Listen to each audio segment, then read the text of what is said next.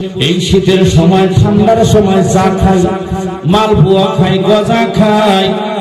ওই সময় দেখবেন মাদ্রাসার ছাত্ররা সকাল সকালে ওই চার দোকানের পাশ দিয়া যাওয়া আসা করতেছে।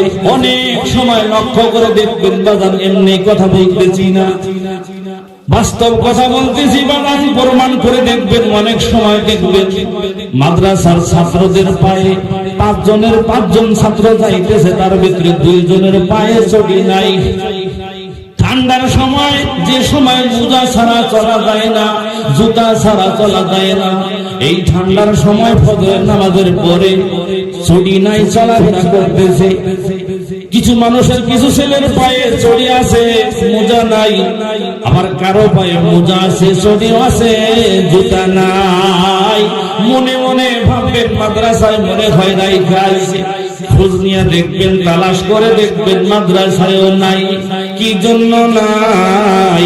কারণ ওই ছেলেটার মা বাবাও দুনিয়ায় নাই।